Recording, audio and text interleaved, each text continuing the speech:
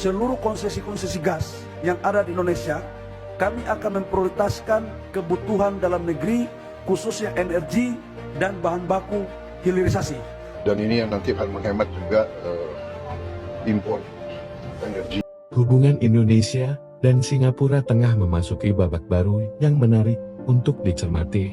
Dalam beberapa pekan terakhir, serangkaian kebijakan strategis yang diambil pemerintah Indonesia mulai mengirimkan sinyal kuat. Jakarta tidak lagi ingin sekadar menjadi pemasok bahan mentah atau penyedia energi bagi negara lain di tengah upaya memperkuat ketahanan energi, mempercepat hilirisasi, dan menata ulang tata kelola ekspor nasional. Muncul keputusan yang menyita perhatian. Salah satunya adalah kunjungan Wakil Perdana Menteri Singapura ke Jakarta setelah pemerintah memutuskan menunda ekspor listrik bersih ke Singapura. Apakah ini sekadar diplomasi rutin? Ataukah ini menandai perubahan keseimbangan ekonomi baru di kawasan Asia Tenggara? Mari kita bedah lebih dalam. Selama puluhan tahun, hubungan ini dibangun atas dasar saling ketergantungan. Indonesia memiliki sumber daya alam, sementara Singapura pusat keuangan regional. Namun kini, Indonesia mulai mengubah pendekatan.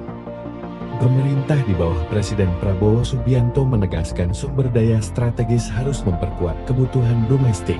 Kebijakan ini terlihat dari evaluasi ekspor LNG, prioritas gas untuk industri domestik, hingga penundaan ekspor listrik hijau. Keputusan menunda ekspor listrik bersih ke Singapura menjadi isu hangat, mengingat Singapura sangat bergantung pada energi hijau untuk transisinya. Jakarta menilai kebutuhan listrik nasional akan meningkat signifikan untuk pembangunan kawasan industri baru, smelter mineral, hingga pusat data domestik. Pemerintah menghadapi pilihan strategis, menggunakan listrik hijau untuk industri nasional, atau mengekspornya demi devisa jangka pendek. Ini adalah perubahan paradigma.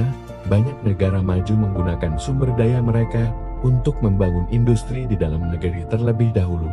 Indonesia sedang mengikuti jalur yang sama, karena nilai tambah terbesar berada pada industri yang menggunakan energi, bukan pada ekspor mentah. Pemerintah juga mengungkap indikasi praktik yang merugikan negara melalui pola transaksi ekspor komoditas strategis ke perusahaan afiliasi. Praktik seperti transfer pricing atau under invoicing diduga digunakan untuk mengurangi beban pajak. Kini, pemerintah menggunakan AI untuk melacaknya. Melalui analisis data kapal dan pencocokan harga, pemerintah berupaya mengidentifikasi potensi kebocoran devisa yang selama ini sulit terdeteksi.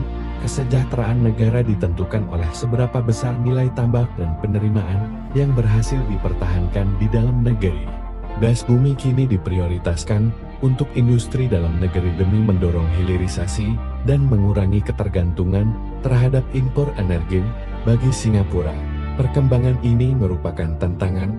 Sebagai negara tanpa sumber daya alam, mereka harus mempercepat diversifikasi pasokan. Namun hubungan kedua negara bukanlah zero-sum game. Indonesia membutuhkan investasi dan teknologi, sementara Singapura membutuhkan stabilitas regional.